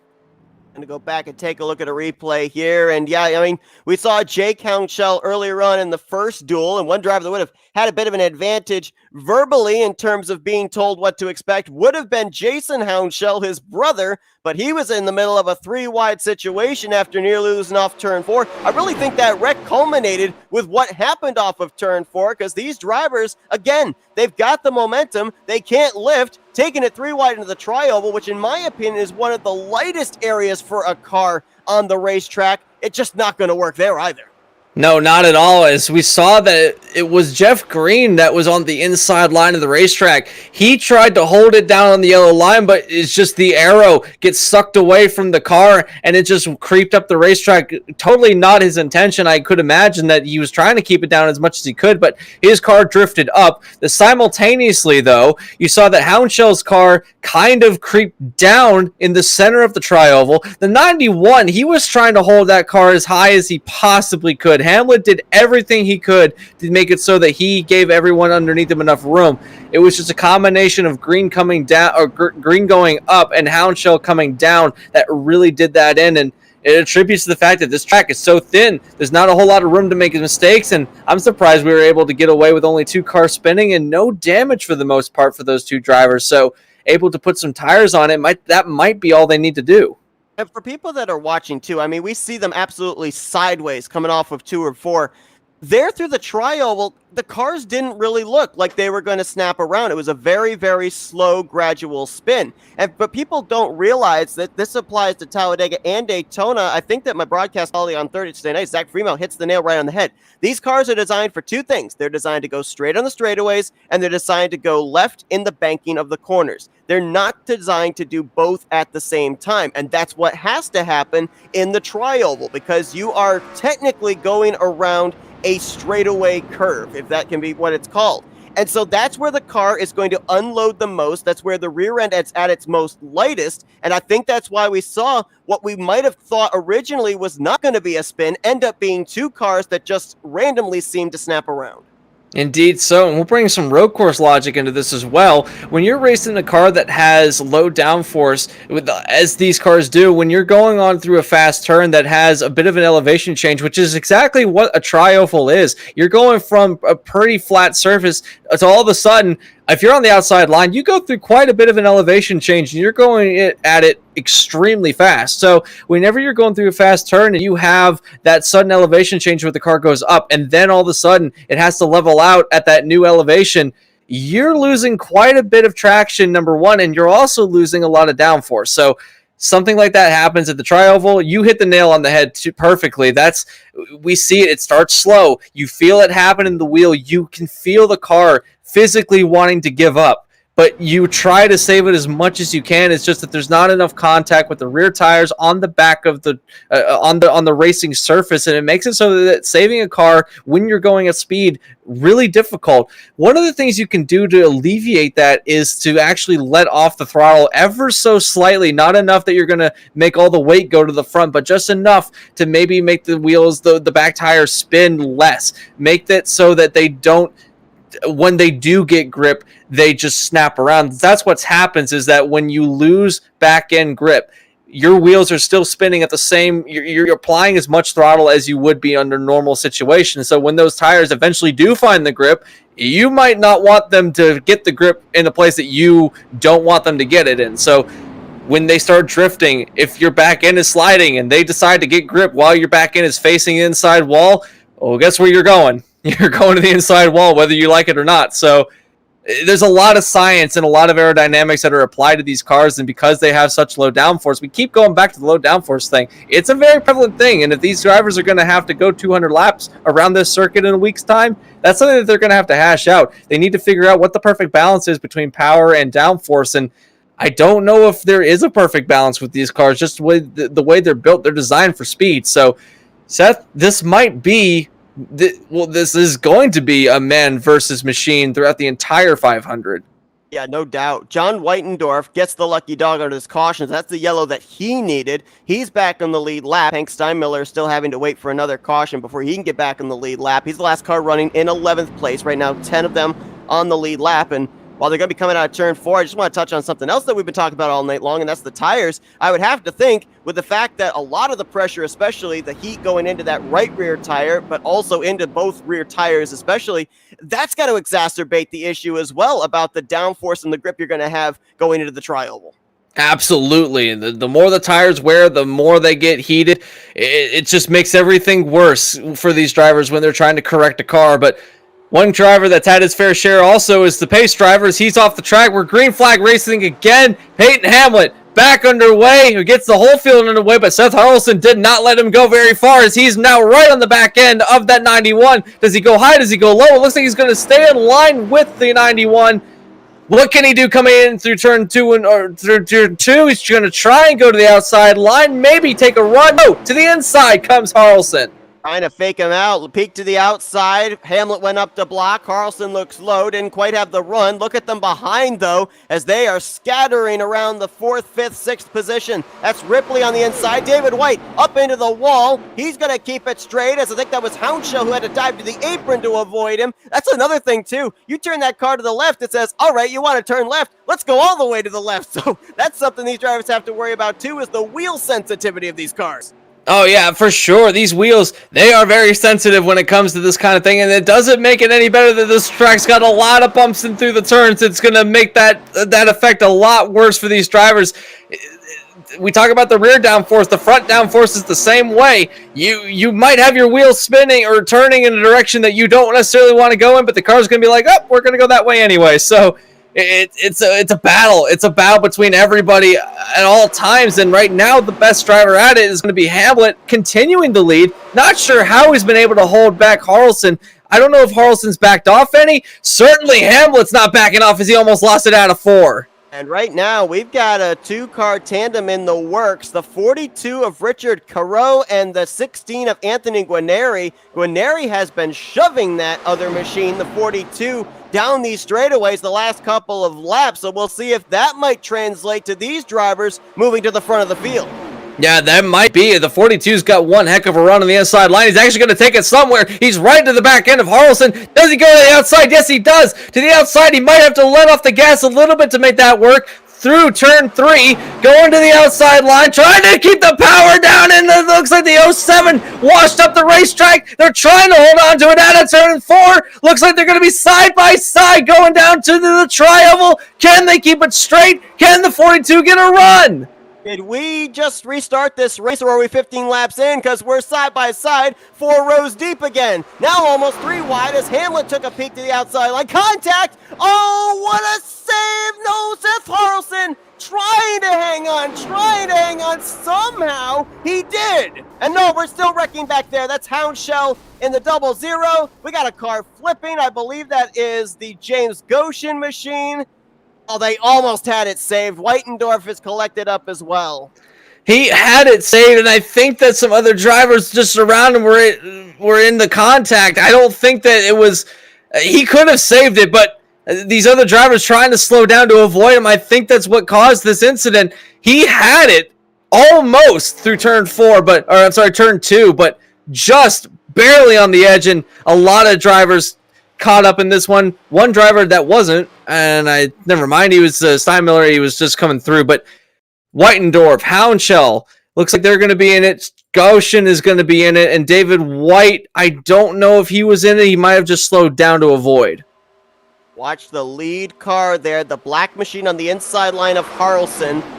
He's going to get out of shape, try and save it, and what a tremendous job by the 16 of Anthony Guarneri to slow off the pace, give the opportunity for Harrelson to save it, and I think it was the 16 of Guarneri who then made the contact with Whitendorf. So he's trying to be the good Samaritan, and he's the one that ended up getting spun around after the 33 got into him, and then a hard lick there for Jason Houndshell and James Goshen. Now the good news for Jason Houndshell, back when we saw the Jeff Green and Jason Houndshell spin off the tri-oval, neither one of them took their fast repair. So the 00 still has his fast repair in the bank, can utilize it now. Yeah, and that's critical for him. That's another thing that these drivers are going to have to deal with is when do they use their fast repair? What do they deem is fast repair worthy? And a good call from those drivers to do it then. And I got to give credit, though, to Harrelson. He did have that car saved. It was just everyone else behind him that didn't quite check up in enough time. And Seth, we're going to see that a lot throughout the race, though, I feel, is that some of these drivers might have their car saved. It's just, there just happens to be another car where your car needs to be in order to make that save. And, a lot of good drivers are taken out of this one, too. And I think it's just a little bit of an omen for things to come throughout the rest of the week as these drivers continue to test and go through all the practice sessions and qualifying, or we're in the qualifying sessions now, but all the practice sessions they're going to have going up to the 500. I think that we're going to see a little bit more of that we just saw happen through turn 2. Do you agree with that, or what do you think that we're going to see? I think that we're definitely going to see a lot of the same, maybe not as much as on a grand scale because it's 200 laps. You gotta pace yourself. I think we're going to see hard racing, but I think we're going to see a lot of give and take in that one, especially depending on how many fast repairs drivers will be given for that 200 lapper. The other thing that I found interesting when we just took that on board with Jason Houndshell was a lot of times when a driver is running back behind a wreck, and let's be honest, that Harrelson trying to save it on the apron was a wreck. And more often than not, we see drivers when they're on the outside, they'll put it way up to the wall. When we see drivers on the inside, they'll go down to the apron. It almost appeared that absolutely no one changed their line through the corner, despite the fact the then race leader was nearly wrecking down the inside line. I think the key reason for that is, number one, they're carrying so much speed in the corner. Number two, they're trying to make sure the car doesn't spin out on them. Whatever line they take going into turn 3, they're committed to that line all the way out of turn 4. Same for over in 1 and 2. These cars, as we said, are so sensitive, you can't turn them on a dime to try and avoid a wreck. So all you can basically do is hold the line, hope that the car is not going to slide up into the lane you're in, and if you get through, then great. If you get involved in a wreck, well, there wasn't much else you could do. Yeah, it's the feeling of helplessness has to be something these drivers are going to have to struggle with throughout the entire race. It's not often you get into a car that you feel absolutely helpless when you're trying to save it. You can save these cars. We've seen that a number of times, but some situations just a little bit too out of the driver's control, and it's amplified with these cars, as you said. But we're going to set them up to go back to green flag racing. When we take the green flag, we're going to be 6 laps away from the finish of the race. Richard Caro is going to be the leader of the race, someone that has kind of worked his way from the back through the middle of the pack up to the front of the field. He's going to be taking that 44 car to the point. Going to be Hamlet, Ripley, Green, and Harrelson going to be the top 5.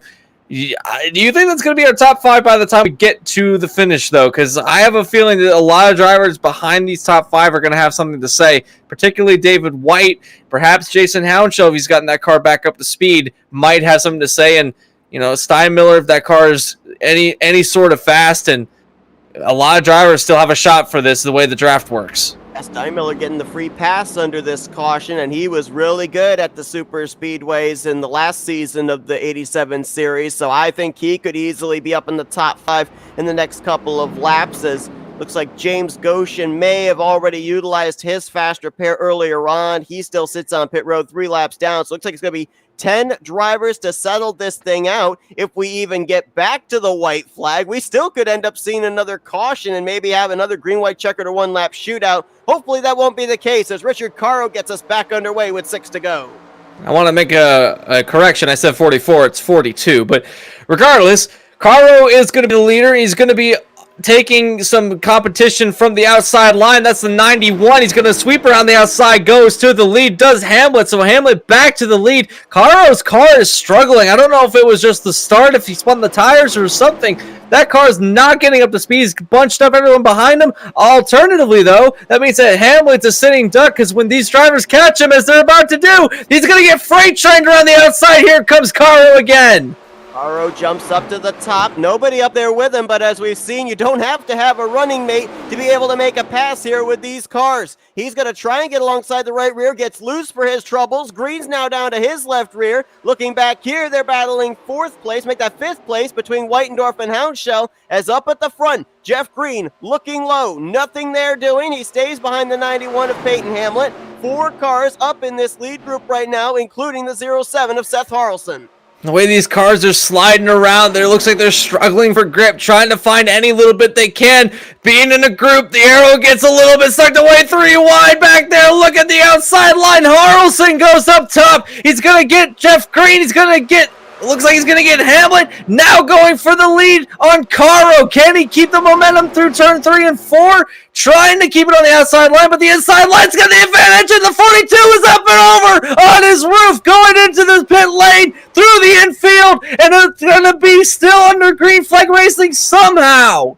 And Caro coming back up the racing surface, up towards the start-finish line. Fortunately, no oncoming traffic hit him, though it was close for guys like Winery and Blake Ripley. Still Green, Jeff Green, to the point. Harrelson and Whitendorf battle for second. We're now down to 5 drivers to settle this thing out.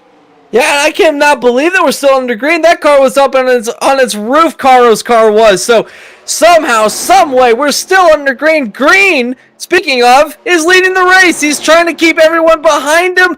Harrelson, Hounshell, they're going to be right up on him in a couple of moments. Coming to the triangle. Here comes Harrelson with a run. Where does he take it? He's going to have to back off just a little bit. Going to be going on to lap 23. 3 laps to go. What can Green do to keep these guys behind him?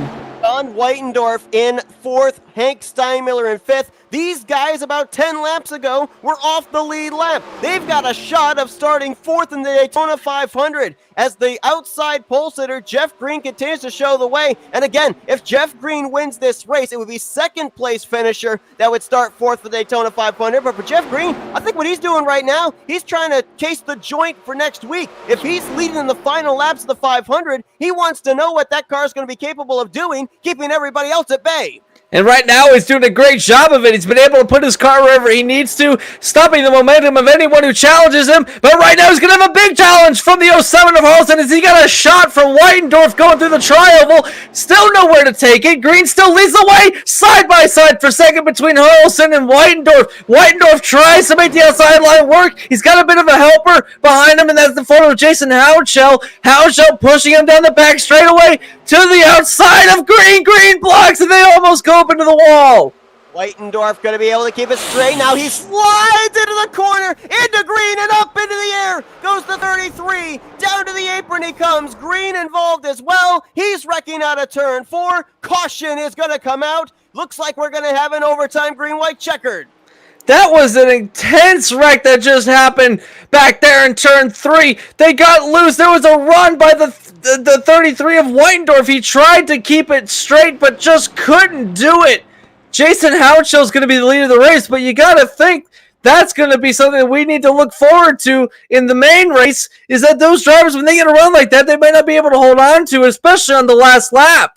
And I do believe, I might be wrong, but I do believe that John Weitendorf had already utilized a fast repair earlier on. I don't know if he has one or not. There's the contact between Weitendorf and Green. I almost wonder if maybe the 33, because of that contact, it forced him to enter into turn 3 way higher than he wanted to. We know that there's rubber, there's marbles that migrate up there into that third groove, and I wonder if his right sides got up into that, which caused him to be sideways before he even turned the wheel to the left. Yeah, he was having some struggle going into that turn, trying to hold on to it, just couldn't do it. That he had so much momentum going into turn 3. Up on the racetrack, he had a shove from the 00, I want to say, and that, I think that's what sent him up into the wall. Well, I'm sorry, that's not the 00. That's the I believe that's the 63 of Steinmiller. My bad. Steinmiller tries to keep off of him, but just too much momentum into turn 3, and there's just not enough grip for him to hold on to it. He almost did, though, but you saw that car just keep tracking inside, and then eventually there was no room for him to keep going inside as Green was there, and man, just intense racing. I don't think you can really fault that anybody. That was just a racing deal, but man, it just proves how much these cars don't have any aerodynamics, and that was a wild ride that Weitendorf took. Man, up in the inside, did a flat spin through the air and then back onto his wheels. But Seth, another incident where we see these cars going too fast in the turn. You do have to let up quite a bit through these turns. Yeah, you definitely do, and I want to go back to the question you asked on the last restart about would we have the same top 5 at the end of this race that we had in that last restart. Yeah, I'll say no.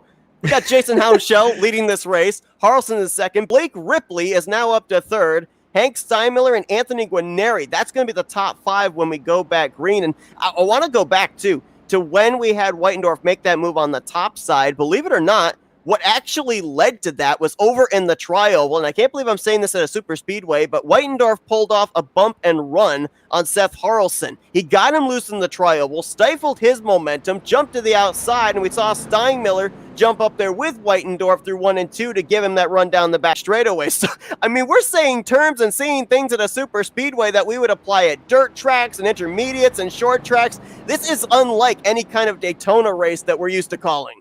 Absolutely. And to your point, it's one thing when you're doing it at Bristol, you're going at most maybe 140 miles an hour. You definitely do not associate bump and run with something going more than 140, certainly not 200 miles an hour going through some of these turns. And yeah, these drivers, they're, again, masterclass, being able to make these kind of moves that you'd see at some of these shorter tracks work. Definitely these drivers' style. To your point, earlier on in the broadcast, you did point to these drivers are used to short tracks, they're used to dirt tracks. Certainly a lot of them have dirt track experiences. I've seen a number of these drivers race in dirt cars throughout various series throughout iRacing. So they have that kind of experience being able to hold on to these race cars even when it looks like all hope is lost in terms of saving them. So have a term like bump and run throw out almost feels normal for some of these drivers, and I bet that they feel more comfortable than a normal driver would in those situations going through Daytona, especially when so much is on the line. It's a good starting position at Daytona sets up the entire race for you afterwards. So kudos to them for keeping it as clean as they have. But Seth, got a green-white checker to deal with, and if we've seen anything like we've seen so far, it's going to be an intense couple of laps. It was 23 1,000ths with Campbell over McLaren in the first duel. Do we beat that or mirror it here in the second duel? I kind of get the feeling we very well might. Two drivers that really got saved with that caution coming out. Anthony Guarneri had lost the lead pack, lost the draft. He was in danger of starting the Daytona 500 outside of the top 15. Now he's back up here in 7th. And the 91 of Peyton Hamlet, remember, was involved in that contact off turn 4 with the 42 of Richard Caro. That caution allows him to be back up in the running. He will restart 5th. Not quite as fortunate for Richard Caro. As you mentioned, that flip in the infield. He is 2 laps down, back on the racetrack right now in the 10th position, trying to see if he can advance a little bit higher than what would be an 18th place starting position in the 500. But here we go. Overtime at Daytona. Green-white checkered. Something that we didn't see in the first duel. We did not see overtime. What did these drivers do with the extra laps that we have to run? Looks like someone's got an idea of what they want to do as Harrelson immediately goes to the front of the racetrack. Was not waiting at all for the 00 of Houndshell. So, with Harrelson leading the way now, can he keep the 00 behind him? I don't know if he can or not, because now he's trying to go back to the outside line. What do these drivers do? Do they make it work down the back straight with the 00 of Houndshell, trying to get back alongside, side by side, turn 3. And here comes Peyton Hamlet with a huge run. That blue 91 in the vicinity. He might have gotten to the back of Harrelson, forced him up the track. Can they make it off of 4 to make it back to the white flag? Looks like they will. It's going to be Harrelson, Houndshell, Hamlet, and Ripley, maybe even Guarneri here as the white flag's in the air. 1 lap to go here at Daytona. Can they get back to the line cleanly? To the outside, it's going to be, I believe that's Harrelson still on the outside line, trying to make it work, trying to hold off, but to the inside. Here comes the 91. Can he hold on to it? Peyton Hamlet trying his best as they go up to the racetrack. There's contact to the outside. Here comes Houndshell as they're wrecking behind, side by side, going through turn 3 again. Guarneri spins, Harrelson spins, it's now Houndshell and Hamlet. Hamlet's gonna go up the track, he loses it! Move the 00 to the race lead of Houndshell. Here's Ripley trying to get him loose. They're gonna slide to the start-finish line. Ripley in the 21's gonna win duel number 2. Can you believe that finish? The 21 of Blake Ripley with an amazing run to the line, able to slice his way through the field. Cars wrecking everywhere, and I think that was another bump and run. I think it was, and why am I getting flashbacks to Richard Petty and Donnie Ellis, or Richard Petty and Cale Yarborough off of turn 4 for that 500, because that's what it looked like between the 21 and the 00. I'll be honest, I don't know how the 21 kept going, because he was hit in the left rear quarter panel. I thought he was going to get spun around, and maybe, just maybe, it was going to be, I believe, who was it, the 91 that was going to snake through and still steal this one away. They were bumping all over the racetrack. There's no way that these drivers were able to pull any of that thing off. That was incredible. Now, the thing that happened was there was a lot of things to unpack on that last lap. Congratulations to Blake Ripley for making it and surviving. But the 91, Peyton Hamlet, going into turn number 1, he had a severe snap. That car just lost all back end traction. It looks like he was trying to keep the car fast through turn 3. Not a whole lot he could have done there. There was a snap and he couldn't save it. Didn't take anyone else out with him. But throughout turn 4, out of turn 4, I don't know if Ripley got contact. I think it was just a spin by the 00 of Houndshell. I don't think that there was any contact at all. And someone that almost won this race was, I believe, David White almost came through to win. I'm sorry, the 42. That would have been Caro, I think, almost came through and crossed the line first.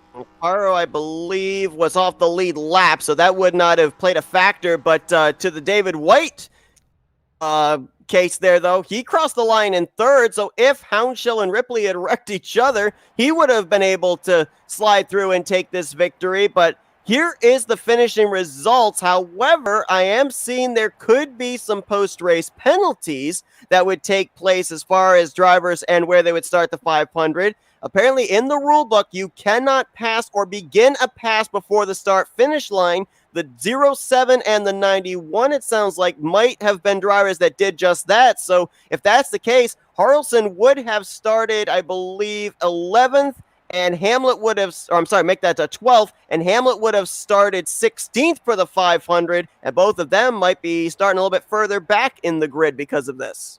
Now, that's a big penalty, too. You don't want to have that going into the 500. You're already with negative momentum. You don't want to have that as the end of the race that sets up the field. But, you know, I've been guilty of having that happen to me before, and it's something that it's really hard to govern as far as yourself when you're trying to do it, because you're on edge. You want to go as quickly as possible. So whenever you see the green flag, you want to go.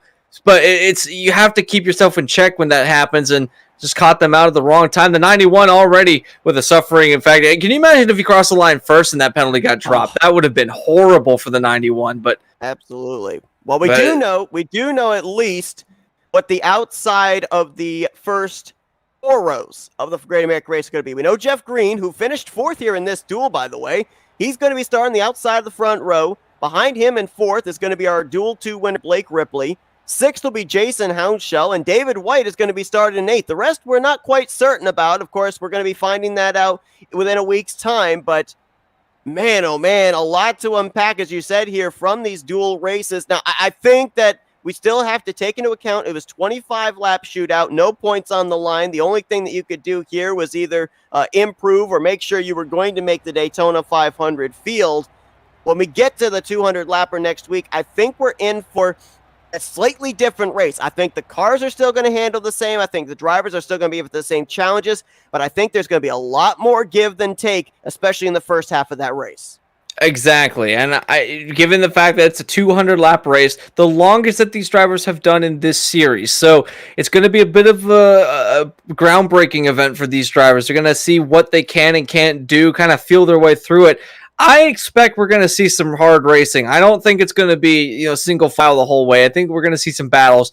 As far as the battles we've seen throughout these races, I don't know if we're going to see them quite that intense. We've seen, like you said, no points on the line and everything to gain. It's a starting position in the Daytona 500. You want to have your car up at the front. So at number one, it's a better starting position, but you also get some more TV time if you're at the front. That's just a statistic that's it's been proven. But if you can get that going, then you don't want to have that going into the 500. You don't want to have that kind of race. You want to have a nice clean race that you can really set your car up. You want to have something at the end of the race that you can have a competitive edge over your other competitors. If you got a damaged car, then that's going to make it harder for you to actually have top-end speed. We've seen a number of times in the various leagues that they'll have some kind of damage that they get, and they think, oh, that's not that bad. It certainly won't impede my speed any at all, and then all of a sudden you've lost a few mile-an-hour top speed, and you can't keep up with some other cars that don't have as much damage or any damage than you. So as far as this kind of racing goes, I think it is going to be a little bit more toned down for the 500. Well, we're going to have to wait and find out. Let's go down to Victory Lane, where Blake Ripley is standing by after winning the second duel of the night here at Daytona. Hey, Blake, it's Anthony and Seth up here in the FRM booth. You got us? I got you. Man, a crazy battle off of turn 4, but the thing I gotta wonder here, and maybe you'll have an explanation, how in the world do you keep that thing straight after the 00 was up into your left rear quarter panel coming to the start-finish line? A whole lot of throttle and a whole lot of wheel. That Crazy. was about it. That was insane. Absolutely insane. I cannot believe that car did not spin out. All right, so you're running 3rd place. Well, actually, I think you were running 4th place coming off of turn 2 down the back straightaway. Is there any way to strategize in these cars, or do you kind of have to just take the spots as they're made? No, so I definitely had a game plan coming in. The car in front of me I knew was definitely damaged, so I rolled him out right away. And then coming into the middle of the turn, I was watching the 91, and he was getting super squirrely and super nervous. So I rolled him out too, and I just knew I had to get by one car. And when I went to the high line, he just tried to come up and take the line away from me, and you can't do that in these cars because there's no fast reaction in them, and it'll spin you around every time, just like you've seen. Yeah, these cars were on edge the entire race long, and going into the 500, knowing that these cars are going to be this on edge, what's your strategy for the 500? Do you think that you can maybe have a little bit of a cleaner race going forward, maybe drop to the back of the field, really set yourself up for the end of the race where you need to have that speed, knowing now what these cars feel like with a pack around them? How does your Daytona 500 strategy turn out after this race? So I learned tires are really important. I took tires there early. I brushed a wall coming through the tri-oval and needed a repair.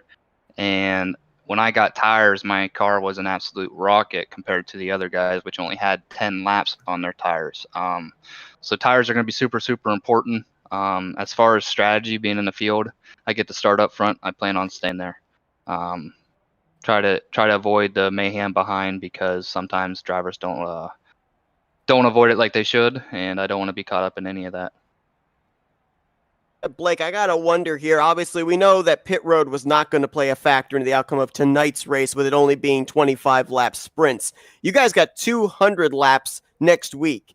There's going to be a lot of effort into practicing coming to pit road as well, because we know that you guys are loose in the tri-oval. We know you guys are loose out of the corners. I would have to assume that trying to slow up from 200 miles per hour down to pit road speed, that car is going to be awfully squirrely as well. So how much effort goes into preparing for possible green flag pit stops in next week's race? Absolutely. So that's probably going to take 3 days of my week up here. It's going to be super, super difficult. Brake bias is going to be a big thing, and understanding how fast you need to be coming off the turn if you're going to be pitting. And that's going to be a big factor coming into this race, because there's going to be a lot of penalties for that. If you're not prepared for that, you're not going to win this race. Well, Blake, congratulations on winning tonight here in duel number 2. We're going to be seeing you rolling that number 21 off from the outside of row 2. We're now going to give the opportunity here for some thank you sponsors and shout outs.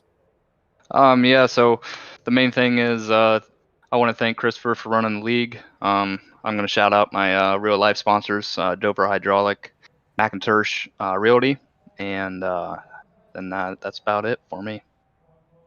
That's Blake Ripley, winner here tonight in duel number 2 of the G-Force Hijinx Clothing Company 87 series, and we'll be seeing him inside of the top 10 in the starting lineup next week, rolling off from P4. But take a breath, stand back, observe what happened here tonight in these 2 duels, Anthony. And I mean, there's just so much to take in. There's no doubt there are a lot of storylines that we're going to be carrying into the 200 lapper next week. Absolutely. The cars, the way they handle drivers that are around each other on the track, you might think that there could be some bad blood after this racetrack, given the fact that some of these incidences might have been avoidable, but you never know how these cars are going to handle over the 200 lap race. And beyond the Daytona 500, this race sets up the rest of the season, and this is a long season, goes well into August. So a long time for these drivers to get to know each other, and a lot of these drivers already know each other, but you have some newcomers that need to feel their way through this new series that they're going to be competing in. They need to know how these other drivers that they're around, how they race. Some of these drivers know how they race already, and they can, kind of feel comfortable around. But as far as the 500 goes, so much stuff to look forward to. One of the things that I'm looking forward to the most is, and it was just pointed out, but tire management. 10 laps seems like the usable distance for these tires before they start falling off severely, as far as Ripley explained. So how often do you think that these guys are going to come down for tires? It might not be gas that's going to be the problem. It might be tires that's going to be the biggest thing on pit road. Well, let's throw a little bit of a monkey wrench into that, because these drivers last season and this season, they're going to have a limited set of tires that they're able to use. So that's going to be a game of chess for them. They were able to use unlimited tires here tonight, but again, this was a qualifying race. With points on the line, they're going to have to manage their tires, not only that they have on the car, but how many sets they're going to have in pit road as well. Not only that, you talk about their opportunity to get to know each other. They are going to have an opportunity this Saturday as well, as they're going to be running the Clash. We won't have the coverage of that, but still a little bit more time for them to get some track time, get to know each other's racing styles. So, a little bit more of going to school before getting ready for the 500.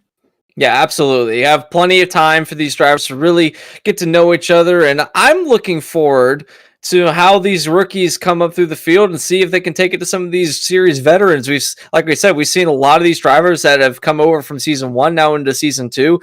I'm interested to see how these, they're not necessarily might not be rookies in the sense that they're rookies in general, but they are rookies to the league. So seeing if how they handle, and maybe some of them might surprise us this year. So it's going to be a lot of surprises, and who knows, maybe one of those drivers just making their first starts might take the Daytona 500 win. You never know.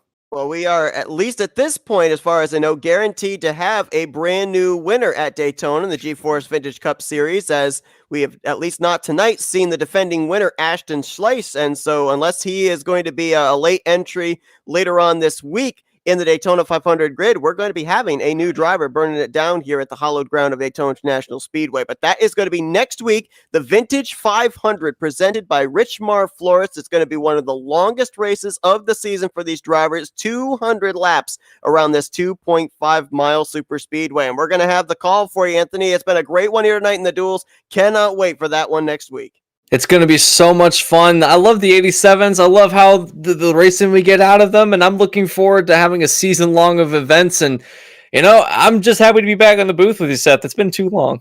Absolutely. Well, folks, set your calendars, set your watches as well, because we have a new start time next week as well with how lengthy the race is going to be. Green flag is going to fly at 7 p.m. Eastern Standard Time for the 500-mile race. So be sure to tune in for that. We'll be starting 2 hours earlier than we normally do for the Vintage Cup Series. But for Anthony McCurry, I'm Seth Cole. Hope you guys enjoyed our broadcast tonight. Enjoy the rest of your Tuesday evening. We'll see you guys next week as you've been watching another broadcast courtesy of the Flatout Racing Network.